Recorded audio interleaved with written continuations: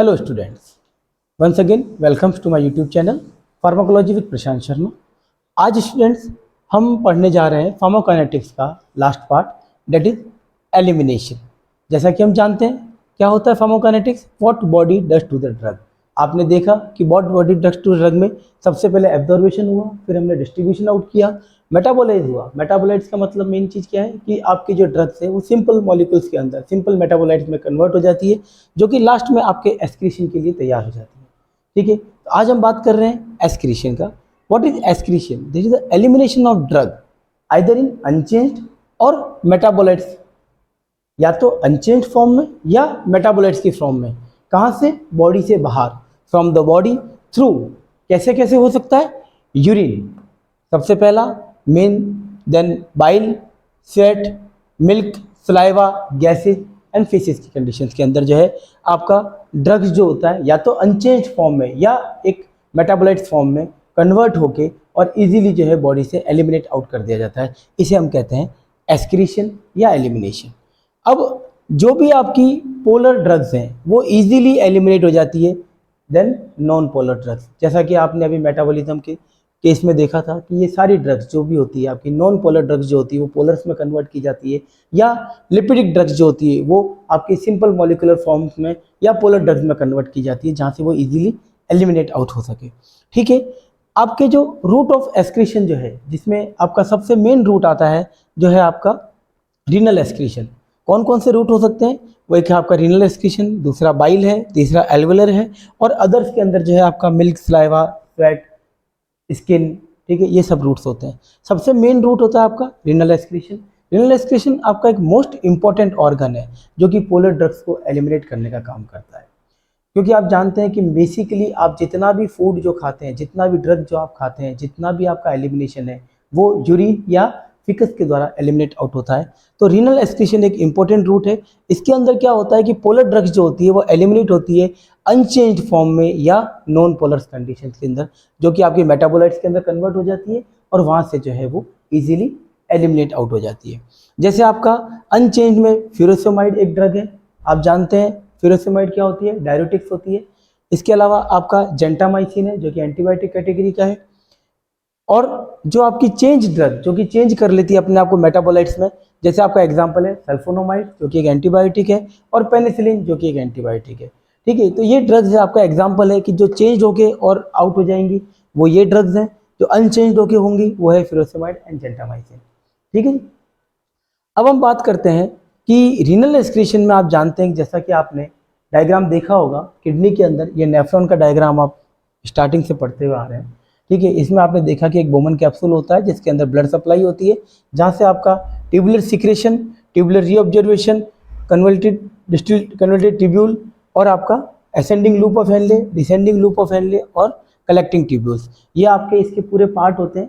इसमें आप अगर देखें तो जब ब्लड आपका इधर सप्लाई होता है तो यहाँ से ड्रग क्या होती है कि फिल्टर आउट हो जाती है सबसे पहले। तो ग्लोमेरुलर फिल्ट्रेशन के अंदर जो फिल्ट्रेशन है, एक ग्लोमेरुलर फिल्ट्रेशन जस्ट आपका एक छन्नी की तरह है। ठीक है, जैसे आप चाय छानते हैं तो चाय पत्ती ऊपर रह जाती है, फिल्ट्रेट निकल जाता है नीचे, उस तरीके से।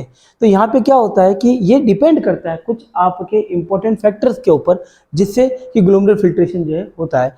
सबसे पहला है मॉलिक्यूलर साइज। अगर मॉलिक्यूलर साइज ड्रग की छोटी होगी तो इजीली फिल्ट्रेट आउट हो जाएगी। प्लाज्मा प्रोटीन बाइंडिंग, अगर ड्रग प्लाज्मा प्रोटीन बाइंडिंग से जितना फ्री होगा वो इजीली एक्सक्रीट आउट हो जाएगा।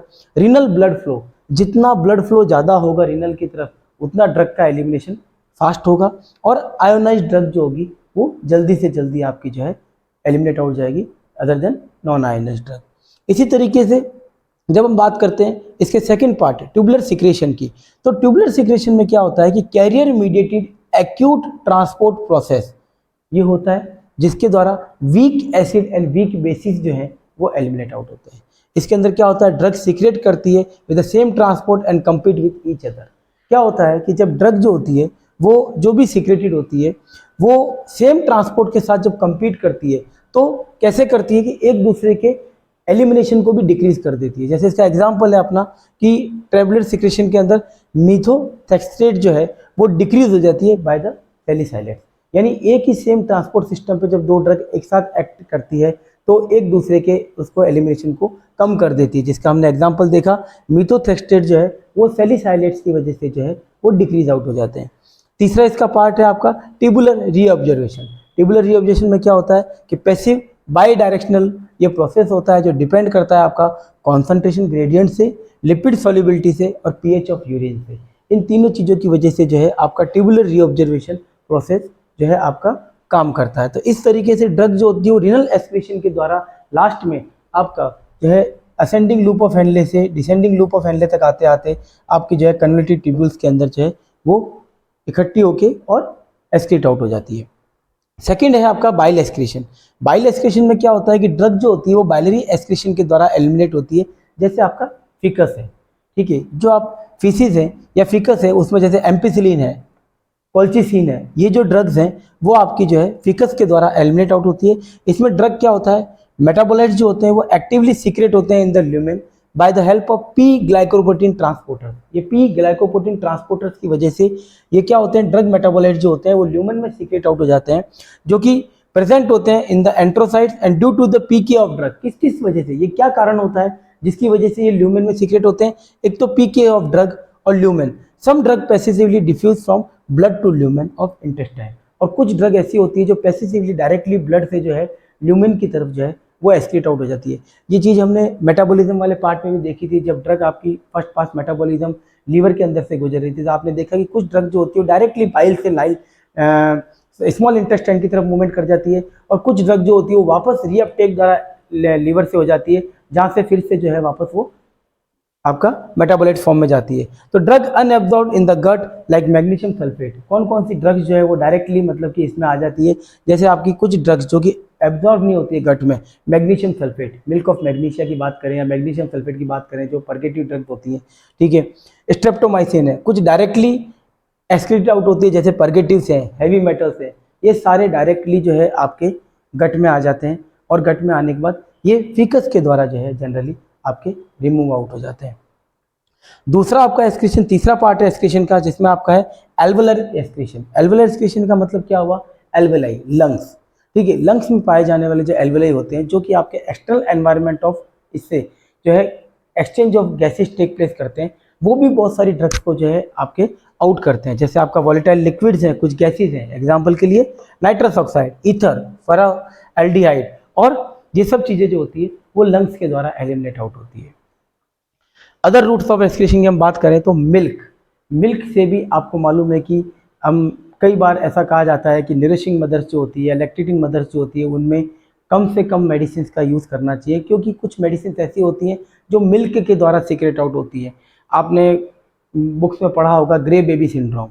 ग्रे बेबी सिंड्रोम जो है वो क्या होता है, क्लोराम्फेनिकोल का साइड इफेक्ट है। तो क्लोराम्फेनिकोल एक ऐसी ड्रग है जो कि मिल्क से सीक्रेट आउट होती है। जैसे क्या होता है, कारण क्या होता है, ये बेस करता है आपका पीएच ऑफ पार्शियन पीएच के ऊपर डिपेंड करता है। एल्कलाइन पीएच ऑफ प्लाज्मा जो होती है ड्रग्स वो एंटर हो जाती है आपकी मेमोरी ग्लैंड्स के अंदर, और वहाँ पे क्या होता है कि ये मेमोरी के ग्लैंड्स के अंदर एक्यूमुलेट हो जाती है, ठीक है। फिर क्या होता है, due to the acidic pH of milk, क्योंकि मिल्क की पीएच एसिडिक है तो वो जो बेसिक ड्रग्स हैं वो वापस जो है आपकी आयोनाइज नहीं हो पाती हैं और ब्लड में नहीं आ पाती है। तो नहीं आ पाने की वजह से क्या होता है, वो मिल्क के द्वारा सीक्रेट आउट हो जाती है, एक्सक्रीट आउट हो जाती है। इस वजह से जो है ये रूट जो है वो कई ड्रग्स को एक्सक्रीशन करने में काम आता है। जैसे मैंने आपको एग्जांपल दिया क्लोराम्फेनिकोल, और कुछ ओरल कॉन्ट्रासेप्टिव्स जो हैं वो भी इसके एग्जांपल्स हैं। इसके अलावा जो है कुछ रूट्स हैं जो बहुत सिंपल रूट्स हैं, स्किन, स्वेट, सलाइवा, ये भी बहुत सारे रूट्स हैं जो स्मॉल अमाउंट ऑफ ड्रग्स को जो है आपके एलिमिनेट करने के काम आते हैं।